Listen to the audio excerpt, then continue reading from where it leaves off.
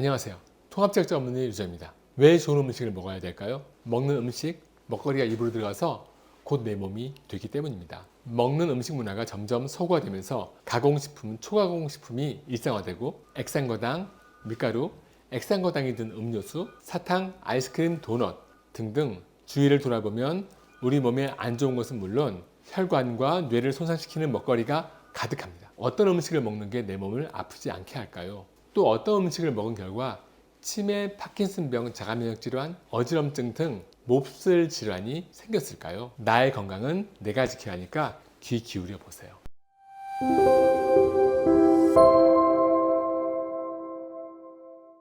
음식 중독. 우리가 먹는 음식 중에 중독을 일으키는 음식이 있습니다. 그 첫 번째가 밀가루입니다. 빵, 피자, 도너츠, 라면. 왜 이렇게 맛이 있을까요? 모르핀, 엔돌핀 비슷하죠? 아편과 비슷한 성분이다. 마약 성분이다. 그리고 그게 우리 몸에 흡수가 되고 뇌로 들어가요.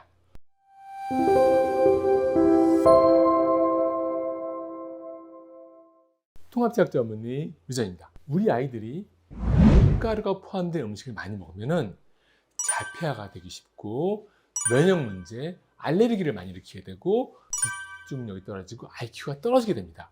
밀가루 음식, 빵, 왜 이렇게 맛있을까요? 중독성이 있기 때문이에요. 밀가루 음식을 자꾸자꾸 먹고 싶은 중독을 일으키게 하는 성분은 글리아돌핀이라는 성분입니다. 밀가루 음식을 우리가 먹게 되면 소화 과정 중에 글리아돌핀이 생기게 돼요. 이를 일으키는 주범입니다. 원래 밀가루에는 글리아딘과 글루테닌이라는 단백질이 들어있는데 물을 집어넣고 함께 섞은 다음에 치대면은 두 개의 단백질이 결합이 되면서 그물과 같은 물질이 생기게 돼요. 그게 바로 글루텐이에요. 치아바타 같은 빵을 보면은 속 안에 구멍이 되게 크게 생겨 있거든요. 이 글루텐이 워낙 탄탄하다 보니까 안에 있는 이산화탄소가 뽕뽕뽕 부풀면서 빵이 되는 거예요. 그 탱탱한 글루텐이 우리가 먹잖아요, 빵을. 위에서 강력한 위산이랑 펩신, 펩티다이제가 분해를 시키는데 분해를 다 못 시키고 남게 되는 조각들이 있어요. 그게 바로 글리아돌핀입니다. 모르핀, 엔돌핀 비슷하죠? 아편과 비슷한 성분이다. 마약 성분이다. 그리고 그게 우리 몸에 흡수가 되고 뇌로 들어가요. 마약을 먹은 느낌이 드는 거예요. 너무 기분이 쫙 좋아지죠? 그래서 빵을 먹는 분들, 빵을 좋아하는 분들 빵을 막 갈망을 합니다. 뇌에서 너무 좋아하는 거예요. 그 다음에는 글리아돌핀의 내성이 생깁니다. 그 다음엔 더 많이 먹어야 되죠. 중독이 되는 거예요. 빵을 아무리 많이 먹어도 끝이 안 나요. 그래서 우리 뇌가 손상이 일어나게 됩니다. 어린이들이 밀가루 음식을 많이 먹으면 집중력이 떨어지고 자폐아가 많이 생기고 면역 문제, 알레르기가 많이 생기게 되는 것입니다. 우리 뇌가 손상이 되는 물질들 먹고 있는 거예요. 실제로 세계의 여러 나라들의 IQ를 조사하는 동일한 문제지로 조사를 해봤어요.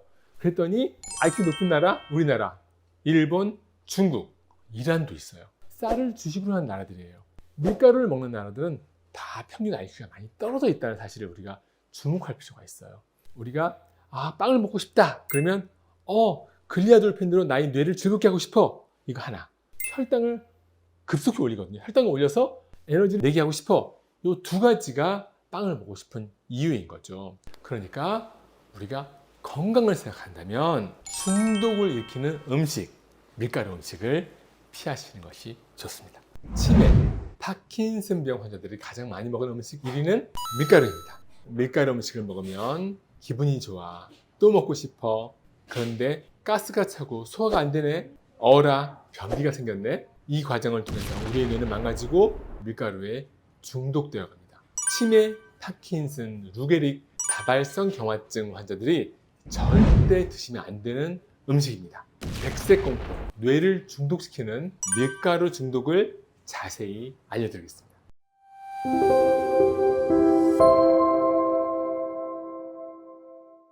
통합제약자 전문의 유전입니다. 밀가루 음식 왜 이렇게 맛있을까요? 마약을 먹은 느낌이 드는 거예요. 너무 기분이 쫙 좋아지죠? 빵을 아무리 많이 먹어도 끝이 안 나요.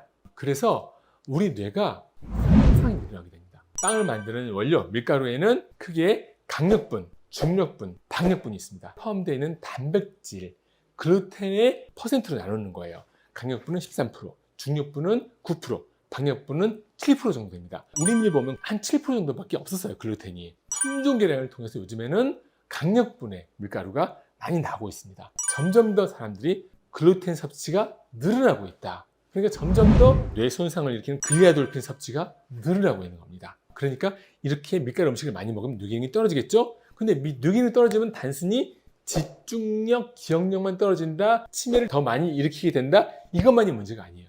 운동 기능도 떨어집니다. 그리고 근육이 굳어지게 돼요. 운동 기능이 떨어지면은 파킨슨병, 손의 위축증 같은 문제가 생기게 되고, 근육이 굳어지게 되면은 통증 질환이 생겨요. 온몸에 통증이 일어나게 되는. 그러니까 우리가 건강을 생각한다면 중독을 일으키는 음식, 밀가루 음식을 피하시는 것이 좋습니다. 다음에는 음식 중독 2탄으로 카페인 중독입니다. 간이 안 좋은 분들, 만성 피로가 있는 분들, 항상 스트레스가 높은 분들, 콜레스테롤이 높은 분들, 비타민C를 꼭 드셔야 합니다.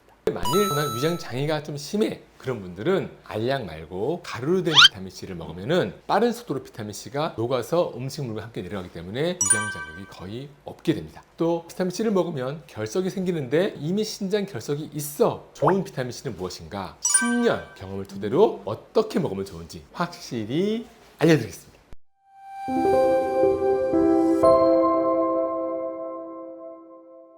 통합의학자 전문의 류자입니다. 비타민C 저는 10년째 먹고 있어요.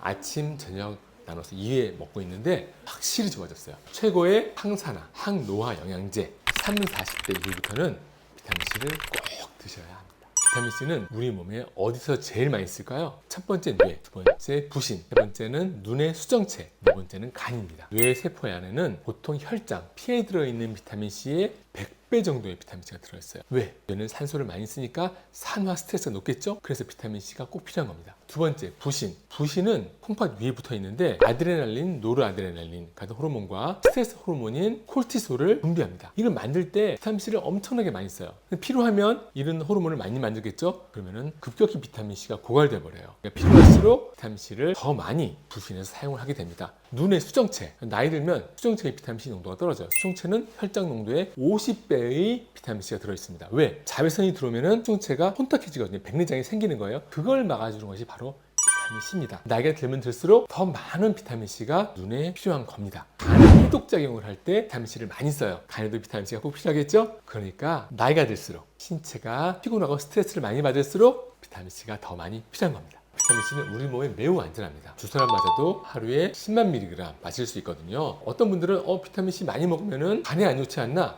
전혀 그렇지 않아요. 수용성 비타민이기 때문에 간에 부담을 주지 않고 오히려 간이 해독할 때 간을 보호하고 간을 도와줍니다. 메가도스 간에 부담 주지 않습니다. 그냥 메가도스라고 하면 하루에 2000mg 이상을 먹는 것인데 1만 mg을 권장합니다. 메가도스는 어떤 사람이 하면 좋은가? 간이 안 좋은 분들, 만성 피로가 있는 분들, 항상 스트레스가 높은 분들, 콜레스테롤이 높은 분들 필요합니다. 복용하는 방법은 반드시 식사를 할 때 함께 복용을 하는 것이 좋습니다. 비타민C가 산성을 띠기 때문에 어떤 사람은 위벽을 자극하는 사람도 있어요. 식사할 때 비타민C가 음식물과 함께 내려가기 때문에 거의 자극을 주지 않습니다. 만일 난 위장 장애가 좀 심해, 그런 분들은 알약 말고 가루로 된 비타민C를 먹으면 빠른 속도로 비타민C가 녹아서 음식물과 함께 내려가기 때문에 위장 자극이 거의 없게 됩니다. 비타민C를 먹으면 결석이 생기는데 구연산 칼륨이나 마그네슘과 함께 복용을 하면 그런 걱정하지 않으셔도 됩니다. 또 나는 이미 신장 결석이 있어, 이런 분들은 물을 많이 드세요. 그러면 옥살산 칼슘이 생겨서 결석이 생기려고 해도 물에 녹아서 없어집니다. 비타민C 꼭 필요하니까 결석이 있어도 드시기 바랍니다. 좋은 비타민C는 무엇인가? non-GMO 표시가 되어 있는 비타민C를 드시면 어느 것을 드셔도 무방합니다. 꼭 비싼 비타민C를 드실 필요는 없다. 비타민C를 메가도스 할 때 알약을 먹으면 부형제가 많이 들어서 안 좋지 않나 걱정하시는데 부형제가 몸에 나쁘지 않습니다. 대부분 부형제는 셀룰로스예요. 를 분해해서 만든 것인데 우리 몸에서 분해가 안 돼요. 흡수도 안 되겠죠. 한 알당 0.5g의 부형제가 들어있다. 열알을 먹으면 5g의 부형제를 먹는 거예요. 그러니까 셀룰로즈 5g 먹어도 몸에 해롭지 않습니다. 우리가 야채 5g 먹는 거랑 비슷한 거예요. 야채에 셀룰로즈가 주성분인 거 아시죠? 부형제 때문에 나는 알약을 안 먹고 가루를 먹겠어 라고 생각하시는 분들 그렇게 해도 괜찮지만 굳이 그럴 필요가 없습니다. 제가 지금 56세니까 40대부터 먹어온 거예요. 몸이 확실히 좋아졌어요. 제가 느끼는 변화는 첫 번째, 몸이 훨씬 덜 피곤해요. 피로 회복에 좋고 스트레스를 받아도 몸이 훨씬 덜 힘들고, 두 번째는 알레르기가 줄었습니다. 제가 장누수가 있어서 알레르기가 많이 있거든요. 세 번째는 피부가, 얼굴이 훨씬 더 깨끗해지고 좋아졌습니다. 네 번째는 변비, 소화, 이제 조금씩 있던 변비도 사라지고 장이 매우 편안해졌습니다. 마지막으로 다섯 번째, 하루 종일 일해도 오후 늦게까지 가도 쉽게 지치지 않고 에너지가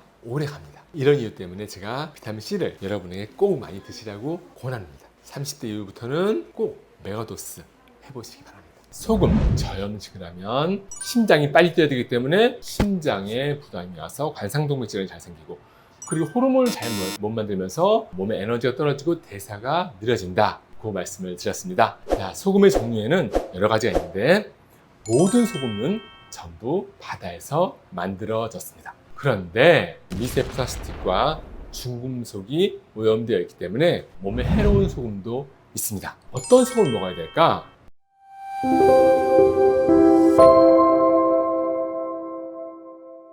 통합치약 전문의 류정입니다. 소금, 저염식을 하면 나트륨 재흡수를 많이 해야 되기 때문에 콩팥이 힘들어지고요. 심장이 빨리 뛰어야 되기 때문에 심장에 부담이 와서 관상동맥질환이 잘 생기고, 그리고 호르몬을 잘 못 만들면서 몸에 에너지가 떨어지고 대사가 느려진다, 그 말씀을 드렸습니다. 그러니까 고염식이 훨씬 우리 몸에 좋은 겁니다.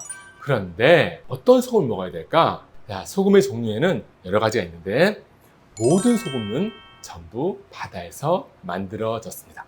만든 시기가 다를 뿐입니다. 첫 번째, 2억 5천만 년 전에 히말라야 소금, 정말 오래된 소금이죠. 2억 5천만 년 전에는 지구 땅덩어리가 전부 판기아라고 한 덩어리였어요. 그리고 지금의 히말라야가 그때는 고대 바다였어요. 그 바닷물이 만들어진 소금이 지금의 히말라야 소금입니다. 오염됐을 리가 전혀 없겠죠. 자, 두 번째, 미국의 레드몬드 소금도 이것은 1억 5천만 년 전 공룡이 살던 쥐라기 시대에 만들어진 소금입니다. 이 두 가지 소금, 히말라야 소금, 레드몬드 소금은 암염이에요. 전혀 오염이 되지 않는 순수한 소금이다. 이 몸에 좋습니다. 그리고 세 번째로 해양 심층수 소금이 있습니다. 1500만 년 전에 깨끗한 바닷물이 바다 밑으로 가라앉아서 바다 수심 600m 아래에서 뽑은 해양 심층수로 만든 소금이 시판되고 있습니다. 비교적 안전한 소금으로 알려져 있습니다. 마지막으로 현재의 바닷물로 만든 소금이 있습니다. 햇빛으로 말려서 만든 소금이 천일염이고, 끓여서 만든 소금은 자염이라고 하죠. 그리고 이 천일염을 정제하면은 정제염이 됩니다. 자, 요즘의 바닷물로 만든 소금은 미세 플라스틱과 중금속이 오염되어 있기 때문에 오염물질을 없애기 위한 구운 소금이다, 용융소금이다, 이렇게 만들고 있는데, 너무 낮은 온도로 구울 때, 가정에서 굽는다거나 800도 이하에서 굽게 되면 다이옥신이 발생되기 때문에 오히려 해롭습니다. 1000도씨 이상에서 구운 소금은 안전합니다. 그렇지만 불순물을 제거했다라는 것이지 구웠다고 해서 특별히 소금이 우리 몸에 좋은 소금으로 변한다, 이런 것은 없습니다. 자, 그리고 정자염에도 미세 플라스틱이 꽤 들어 있습니다. 그러니까 권하지 않습니다. 가장 좋은 소금은 2억 5천만 년 전 페름기에 만들어진 히말라야 산맥의 소금, 미국의 레드몬드 소금, 이 두 가지 소금이 안전하다고 하겠습니다. 여러분, 히말라야 소금 먹을 때는 나는 페름기 시대에 그때 바닷물을 먹고 있는 거야. 미국의 레드몬드 소금을 먹는 분들은 나는 1억 5천만 년 전에 쥐라기 시대 공룡들이 먹던 그 물을 난 지금 먹고 있는 거야. 이렇게 생각하시면 되겠습니다.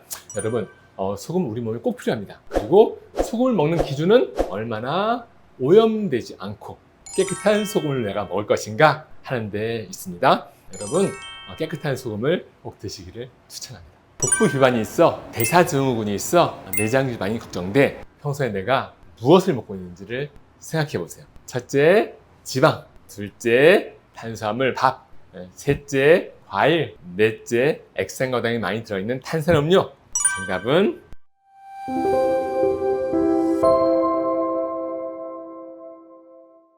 통합치약 전문의 유자입니다. 뱃살, 내장지방, 팔뚝살. 나는 먹는 것도 없는데 왜 이렇게 살이 찔까? 2, 3, 4입니다. 뱃살은 지방이 아닌가? 뱃살은 포화지방이죠. 포화지방 먹으면은 뱃살이 찌는 거 아닐까? 이렇게들 다 생각을 합니다. 그렇지 않아요. 지방이 바로 배로 들어가는 것이 아니고요. 우리가 먹은 탄수화물, 밥, 특히 과일은 특히 뱃살이 잘 됩니다. 탄수화물을 먹으면 포도당이 혈관에 들어오겠죠. 그럼 혈당이 올라가요. 그러면 떨어뜨려야겠죠. 인슐린이 분비가 되면서 혈당을 떨어뜨리는데 그 혈당이 간에서 지방으로 바뀝니다. 그 지방은 배에 저장이 되는 거예요. 뱃살이 나와서 그 지방을 쓰는 것이 아니라 다시 뱃살이 점점 더 첨가돼서 배로 지방이 들어가는데 그 지방이 거꾸로 나올 수는 없겠죠. 그러니까 인슐린이 나오면은 뱃살은 점점 더 늘어나는 거예요. 빠져나오지 못하는 거죠. 자, 이제 반대로 계란, 버터 같은 음식을 먹었다고 합시다. 인슐린이 안 나와요. 계란, 버터를 먼저 소화에 쓰겠죠. 에너지를 쓰고 그럼 다 쓰면 그 다음에 어떤 일이 일어나느냐? 뱃살에 있는 포화지방을 녹여서 사용을 합니다. 왜? 인슐린이 없으니까. 이게 핵심이에요. 그러니까 인슐린이 안 나오는 음식을 먹으면은 그때는 뱃살에 있는 지방을 사용을 하게 됩니다. 그러니까 버터를 먹으면 똑같은 지방이니까 지방 대사가 활성화되죠. 그럼 버터를 다 태운 다음에는 뭘 태울까요? 뱃살에 들어있는 지방을 태우게 되는 겁니다. 그러니까 뱃살의 원인은 내가 먹은 지방이 아니라 탄수화물, 과일, 이게 원인이구나. 이것이 진실입니다. 어떻게 하면 될까? 한 끼 또는 두 끼를 계란 버터만 드세요. 그리고 탄수화물은 전혀 드시지 마세요. 그러면 인슐린이 나올까요? 안 나올까요? 안 나오죠. 인슐린이 안 나와요. 그 다음에 일어나는 일은 뱃살에 저장된 지방이 빠져나와서 사용이 되는 겁니다. 이게 비결이에요. 그러니까 밥을 조금 더 먹으면 안 돼요. 아예 밥, 빵, 단 음료수는 아예 먹지 않는다. 야채도 안 먹는다. 과일도 안 먹는다. 자, 이렇게 식사를 하시면은 뱃살이 줄어들기 시작합니다. 그러니까 내가 복부 비만이 있어. 그리고 대사증후군이 있어. 내장 지방이 걱정돼. 그런 분들은 당연히 혈액이 탁하게 됩니다. 중성지방도 올라가고 그런 분들은 제가 말씀드린 대로 탄수화물 섭취를 줄이는 그리고 계란과 버터 같은 음식을 주로 섭취하는 방식으로 식단을 바꾸시면은 반드시 뱃살이 줄어들고 허리가 줄어들게 됩니다. 나는 밥은 절대로 안 먹고 못 살아. 그런 분들 제가 밥을 먹지 말라는 얘기 아니에요. 밥 먹는 것은 하루 한 끼 또는 두 끼만 드시고 그 반대에 밥 안 먹는 식사 시간을 만드셔라. 그때는 계란과 버터만 드시라. 그러면은 복부 비만을 줄일 수가 있습니다. 아침에 사과와 땅콩 버터 열풍입니다. 그래서 제가 아침에 사과는 연속 혈당 측정기를 부착하고 먹어봤어요. 혈당이 올랐을까요? 안 올랐을까요? 땅콩 버터는 먹어볼 엄두를 못 냈습니다. 왜냐하면 오메가6 기름이 많아서 그걸 먹었을 때 어떻게 되는가 이 실험 결과를 제가 알고 있거든요. 1968년도에 안셀키스 박사가 9,500명을 대상으로 실험을 했는데 콜레스테롤 수치는 떨어졌어요. 와, 좋은 거 같죠? 그런데 사망률이 올라갔어요. 왜 그랬을까요?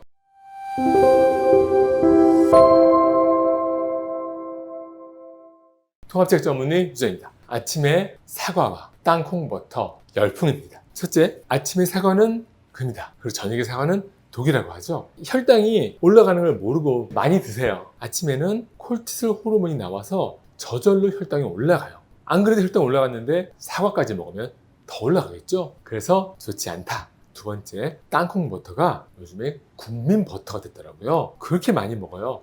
안 좋은 줄 모르고. 땅콩 버터랑 사과를 같이 먹잖아요. 땅콩에 있는 오메가6 지방 성분이 당분의 흡수를 느리게 해서 혈당이 완만하게 올라갑니다. 근데 문제는 오메가6 지방산이 우리 몸에 염증을 일으키고 미토콘드리아의 작용을 방해함으로써 에너지 대사가 느려진다는 거예요. 그러면 난 똑같은 양의 밥을 먹었어. 그런데 에너지 소모량이 줄었어. 그 남은 에너지는 뱃살이 되겠죠. 그러니까 땅콩버터 먹고 오히려 뱃살이 쪘어요. 이런 분들 상당히 많아요. 모르셨죠? 그래서 저는 땅콩버터를 먹으면 뱃살이 쏙 빠진다. 이런 주장에는 동의하기가 어렵습니다. 실제로 1968년도에 안셀키스 박사가 미네소타 관상동맥 실험을 했습니다. 이 실험은 정말 엄청난 실험이에요. 미국에서 9,500명의 사람이 시험에 참가했는데 포화지방을 많이 먹던 사람들한테 그 대신에 오메가6가 많은 식물성 기름을 먹게 했어요. 여러분이 아침에 계란 대신에 땅콩 버터를 먹는 것과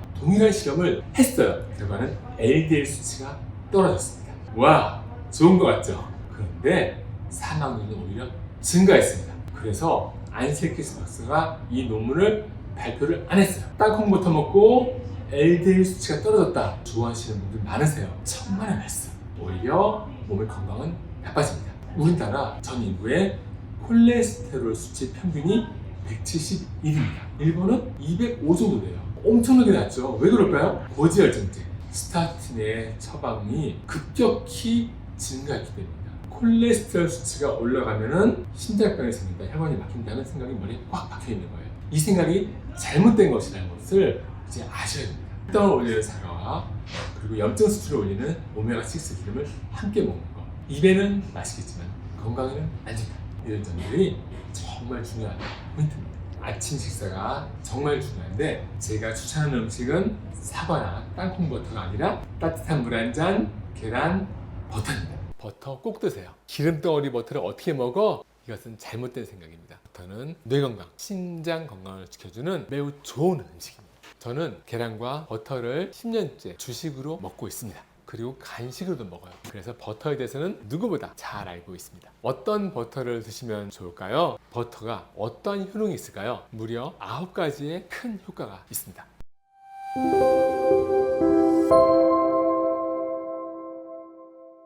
통합의학 전문의 유재입니다. 버터에는 82%의 몸에 좋은 지방이 함유되어 있습니다. 그리고 비타민 A, D, E, K, B, 12를 포함하고 있고 부티르산과 공액 리놀레산이 있어서 건강에 참 좋습니다. 버터가 어떤 효능이 있을까요? 무려 9가지의 큰 효과가 있습니다. 첫 번째, 심장 건강을 개선합니다. HDL 수치가 낮은 분들 심장 질환의 위험이 높은데 버터를 먹으면 HDL 수치가 올라가면서 심장 질환의 위험이 떨어집니다. 이것은 타임지에서도 버터를 먹으라고 하면서 소개되어 있습니다. 두 번째, 체중 감량. 똑같이 식사를 했는데 버터를 같이 포함시켜서 먹은 사람들이 체중이 감소했다고 유럽 영양 저널에 실렸습니다. 다이어트에도 효과가 있다는 얘기죠. 실제로 저도 버터를 먹고 체중이 무려 13kg나 감소했습니다. 세 번째, 항염증 효과. 버터에는 모든 식품 중에서 가장 많은 지방산이 있으면서 염증을 완화시킵니다. 네 번째, 면역력 강화. 비타민 A가 많아서 면역을 강화시키고 공액 리놀레산이 암 발생을 억제시켜주는 항암 효과도 같이 있습니다. 다섯 번째, 골다공증 예방. 비타민 K와 비타민 D가 많아서 뼈 건강을 높여주고 혈액 내의 칼슘을 뼈로 이동시켜서 골다공증을 예방해줍니다. 노년에 나이 드신 분들이 드시기에 참 좋습니다. 여섯 번째, 변비 개선. 버터의 부티르산이 소화를 개선시키고 버터의 지방 성분이 부드럽게 변이 나가도록 도와주기 때문에 변비가 개선됩니다. 실제로 변비가 있는 분들이 버터를 좀 많이 먹으면 변이 무르게 잘 나오게 됩니다. 일곱 번째, 당뇨 개선. 버터는 당 지수가 제로입니다. 혈당이 오르지 않겠죠? 그리고 버터의 부티르산이 인슐린 저항성을 떨어뜨립니다. 버터를 먹으면 그만큼 에너지가 보충되기 때문에 밥을 비롯한 탄수화물을 먹지 않아도 우리가 충분한 에너지를 얻을 수 있습니다. 당 섭취를 줄임으로써 당뇨를 감소시키는 효과도 있는 겁니다.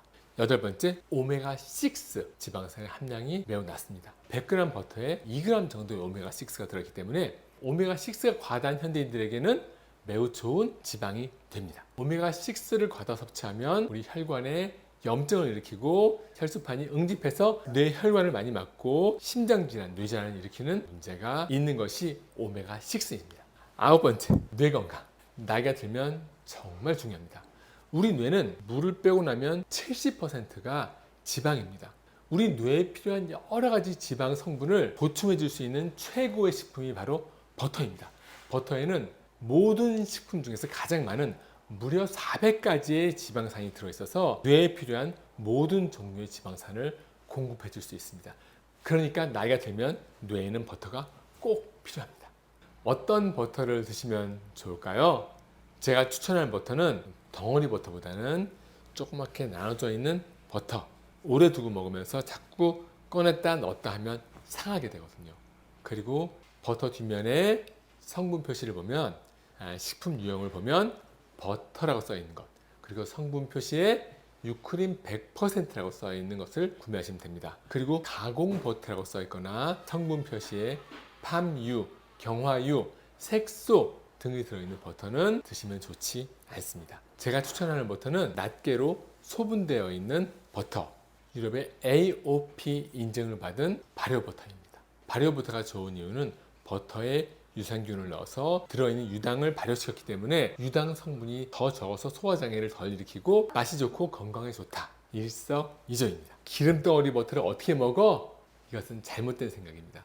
버터는 뇌 건강, 신장 건강을 지켜주는 매우 좋은 음식입니다. 계란 매일 6알 먹으면 뇌가 진화합니다. 그 결과 뇌는 즐겁고 행복해지고 몸은 이렇게 달라집니다. 이랬는데 요리됐습니다. 살아있는 오메가3 계란, 어떻게 뇌를 젊게 만들까요?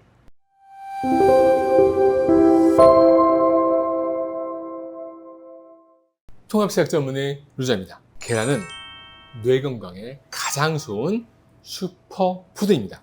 왜 그럴까요? 계란은 뇌에 좋은 영양소가 풍부하게 이 하나에 전부 다 들어있습니다. 첫 번째는 오메가3. 오메가3를 영양제로 먹는 것보다는 계란으로 드시는 것이 훨씬 좋습니다. 이 계란 하나에는 오메가3가 하나씩 들어있습니다. 두 번째는 비타민 D3. 비타민 D3가 뇌에 좋다는 건 누구나 알고 있는데 뼈를 쨘다, 부족하죠. 영양제를 먹는 것보다 이 계란을 하루에 6개를 먹으면 충분히 비타민 D3가 공급이 됩니다. 세 번째는 뇌에 좋은 콜린, 포스파티딜콜린이라고 뇌 안 좋으신 분들 영양제를 많이 드시고 계실 거예요. 그 따로 먹을 필요가 없어요. 계란에는 다 들어있습니다. 네 번째는 L세린. L세린이 포스파티딜세린을 만드는 원료이기도 하고 뇌 건강에 도움이 많이 되거든요.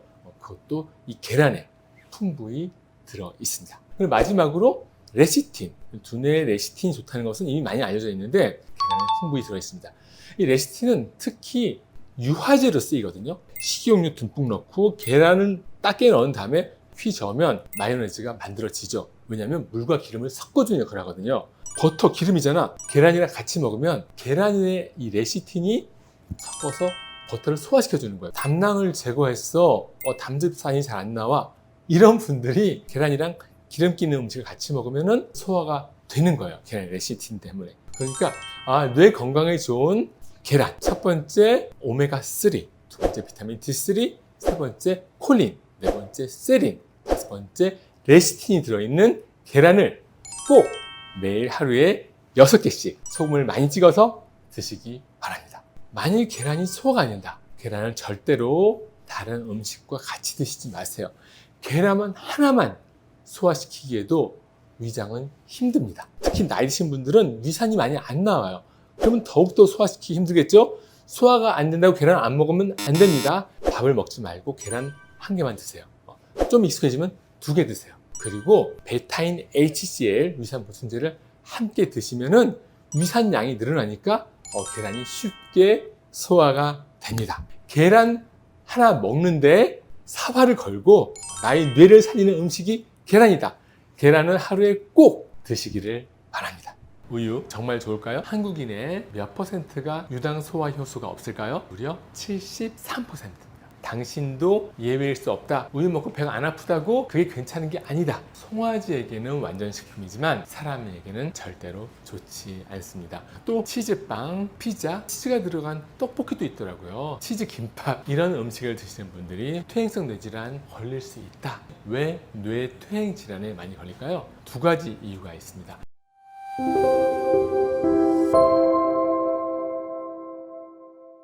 통합치약 전문의 유자입니다. 우유 정말 좋을까요? 사람에게는 절대로 좋지 않습니다. 줄기세포를 하러 저희 병원에 오시는 치매, 파킨슨, 루게릭, 다발성 경화증, 손해 위축증 있는 분들 어떤 음식 드세요? 첫 번째 탄수화물, 두 번째 요거트, 치즈, 우유, 이런 음식을 드시는 분들이 왜 뇌 퇴행 질환에 많이 걸릴까요? 첫째, 유당의 문제, 유당불내증, 유당을 소화시키지 못하는 문제.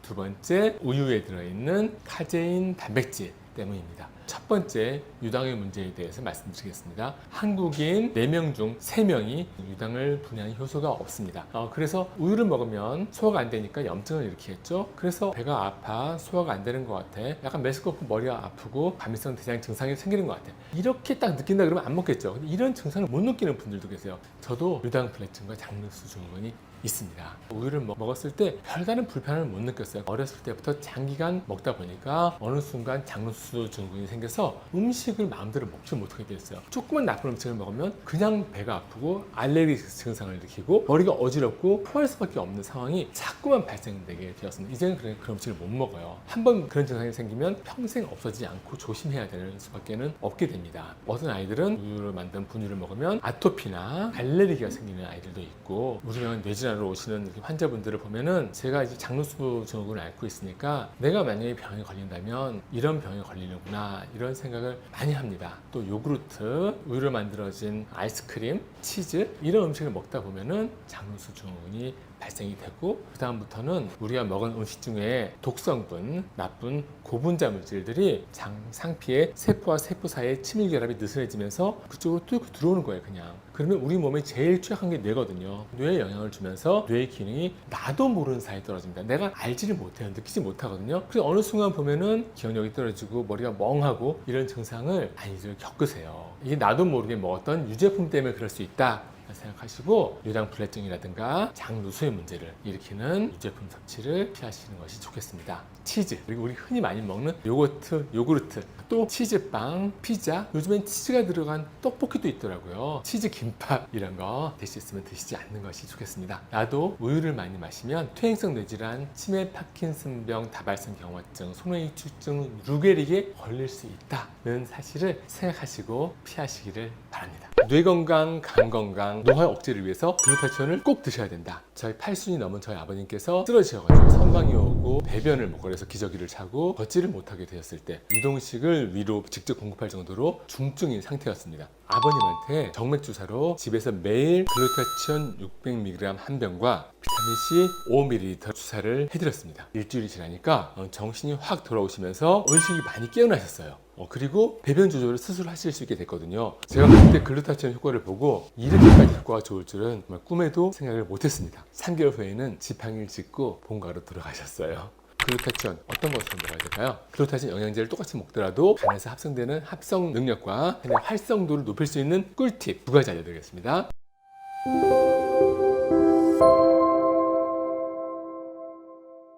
통합치약 전문의 유재입니다. 글루타치온, 비타민C와 함께 항산화제의 왕입니다. 저는 10년간 글루타치온을 하루에 4알씩 먹고 있습니다. 글루타치온은 먹어서 섭취할 수가 없습니다. 글루탐산, 시스테인, 글리신이라는 3개의 아미노산이 합쳐져서 간에서 생성이 되는데, 이런 아미노산이 제대로 공급이 돼야 체내에서 합성을 할 수 있습니다. 그러니까 이런 아미노산류의 영양소를 많이 섭취해 주는 것이 간에서 생성하는 데 도움이 됩니다. 비타민C는 우리가 비타민C를 먹으면 그대로 우리 몸에 흡수가 됩니다.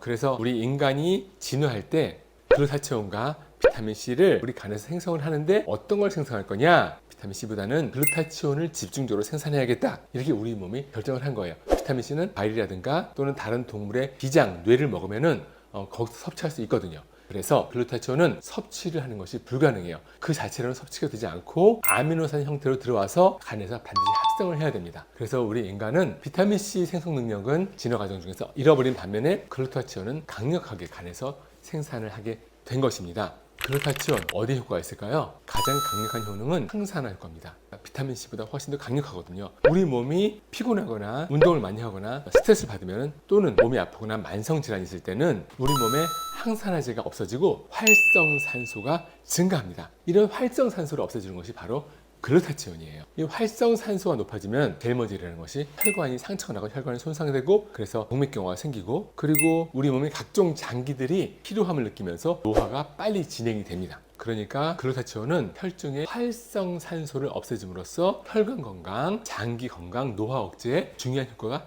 있다는 겁니다. 글루타치온 어떤 것으로 먹어야 될까요? 시판되는 것은 4가지 종류가 있습니다. 첫 번째는 주사제. 병원에 가서 맞아야 되는데 병원에 가서 배곡 주사라는 걸 맞으면 그게 글루타치온이에요. 근데 병원에 가야 되니까 좀 번거롭긴 하겠죠.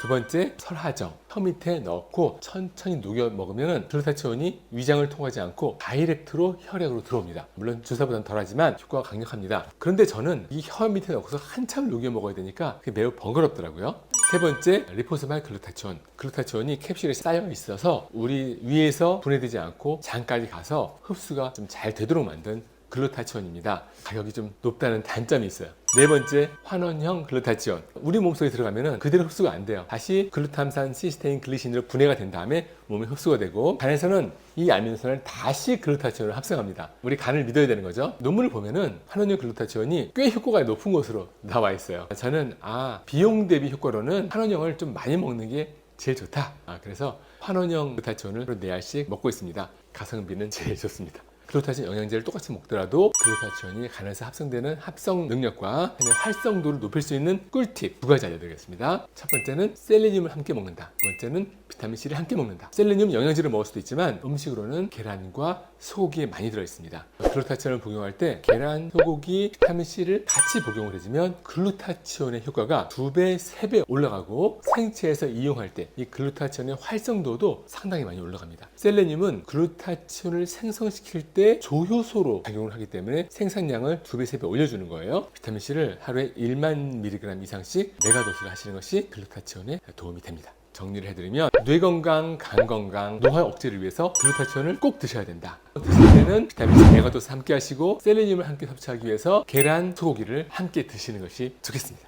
중증 환자인데 글루타치온 주사를 집에서 맞고 싶다. 가정 간호 서비스라는 것을 신청하면 됩니다. 간호사가 집에 와서 의사의 처방에 따라서 주사해 주는 겁니다. 병원에서 퇴원할 때 미리 케모포트나 PICC 같은 거를 설치를 하고 퇴원을 하면은 주사를 맞을 때마다 팔의 혈관을 힘들게 찾아서 찌르지 않아도 아프지 않게 주사를 할 수 있다는 장점이 있는 거예요.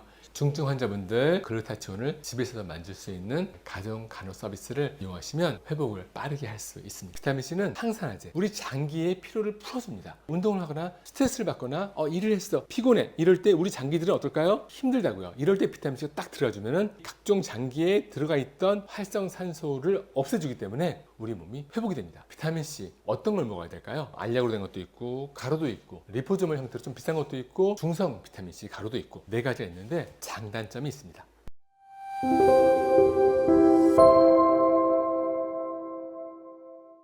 통합제약 전문의 유재입니다. 비타민C, 항노화, 항산화, 항염증 효과가 좋은데 어떤 걸 먹어야 될까요? 보통 알약으로 된 일반 비타민C를 추천합니다. 제가 10년 먹어본 바로는 가성비가 가장 좋고 제일 간편합니다. 매번 물어보셔서 제가 말씀드리는데 저는 하루에 비타민C 16알 16,000mg씩 먹고 있습니다. 비타민C는 특히 뇌 건강에 정말 중요해요. 뇌세포에는 피해 있는 것보다 100배가 많이 들었습니다. 눈의 수정체에는 50배가 많이 들었어요. 콩팥 위에 부신 스트레스 호르몬을 만드는 곳이죠. 100배가 들어있습니다. 간에도 많이 들어있어요. 그러니까 스트레스 해소에는 비타민C가 최고다. 그리고 혈관이 손상이 돼요. 이렇게 스트레스 받으면서 활성산소가 생기면은 다른 사람보다 내가 스트레스 높다. 그런 분들은 혈관을 보호하기 위해서 비타민C 메가도스 꼭 하셔야 됩니다. 당뇨병, 당뇨 전 단계, 당뇨 합병증 있는 분들, 간이 안 좋은 분들에게는 비타민C가 필수입니다. 비타민C 가루 드시는 분들이 있습니다. 속이 쓰리거나 역류성 식도염이 있는 분들이 그렇게 드세요. 도움이 됩니다. 알약으로 먹었을 때 비타민C가 미처 녹지 못하고 음식물로 내려갔는데 비타민C가 위에 남아있다. 그러면 계속적으로 위를 자극하면서 위산이 나오거든요. 그렇게 음식물이 없을 때 위산이 나오면 그 위산은 거꾸로 올라와요. 그럴 때는 좀 빨리 녹는 가루로 된 비타민C를 드시는 것이 좋다. 가루 비타민C를 먹을 때 쉬고 신맛이 치아를 부식시킵니다. 그런 위험성이 있으니까 될 수 있으면 치아에 닿지 않게 삼키시는 요령이 중요합니다. 음식물을 삼키기 직전에 비타민C 한 숟갈을 떠서 넣은 다음에 음식물과 섞고 꿀떡 삼키면은 치아에 닿지 않게 먹을 수 있습니다. 가루로 드시다가 이제는 위장 장애가 많이 없어졌어. 위장이 좋아지거든요. 그러면 그 다음에는 알약으로 드시는 것으로 바꾸셔도 괜찮습니다. 두 번째로 저는 이제 알약으로 된 비타민C를 주로 먹는데 훨씬 먹기가 간편하거든요. 알약으로 된 비타민C 중에는 위에서 매우 천천히 녹아서 지속적으로 몸에 비타민C를 공급해주는 그런 비타민C가 있어요. 자주 먹을 필요가 없겠죠. 이거를 서스테인드 릴리즈 비타민C 또는 저속 분해형 비타민C라고 합니다. 세 번째로 가격이 비싼데 리포소말 형태의 비타민C 좋다고 드시는 분들 많이 계세요. 정말 흡수율이 뛰어나요. 비타민C를 딱 먹으면 다 100% 몸에 흡수가 됩니다. 그런데 꼭 그렇게까지 먹을 필요가 있을까? 가격이 비싼 만큼 큰 효과를 기대할 수는 없거든요. 보통 알약으로 된 비타민C를 먹었다. 그러면 그 비타민C가 흡수가 좀 덜 되고 남아있는 비타민C가 있죠? 대장으로 가서 유해균을 사멸합니다.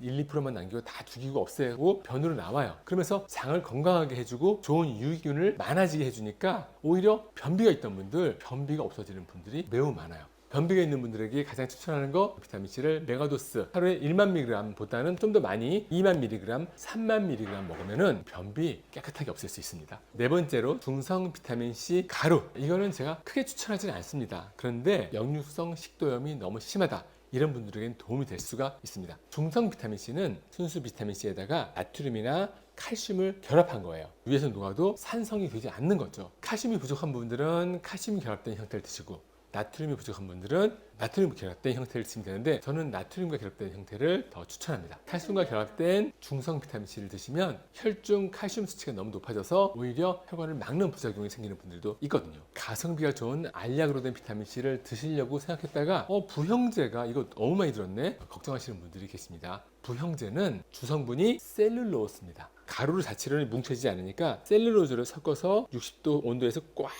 프레스로 조이면 이게 알약이 되는 거거든요. 그런데 셀룰로스는 우리가 너무 많이 먹고 있어요. 우리가 먹는 식물성 음식, 야채, 나물, 셀룰로스 매일 먹고 있어요. 우리 소화 안 되고 그냥 변으로 다 나옵니다. 그러니까 비타민C에 들어있는 셀룰로스 30-40% 들어있는데 우리 몸에 하나도 해롭지 않고 다 배출되니까 부형제 걱정하지 마시고 알약으로 드셔도 됩니다. 정리해드리면 비타민C 가루는 알약으로 된 것을 삼키기 어렵다. 속 쓰리고 위장장애가 있다. 그리고 역류성 식도염이 있다. 이런 분들에게는 추천. 그렇지 않은 보통 분들은 알약으로 된 저속 분해형 추천합니다.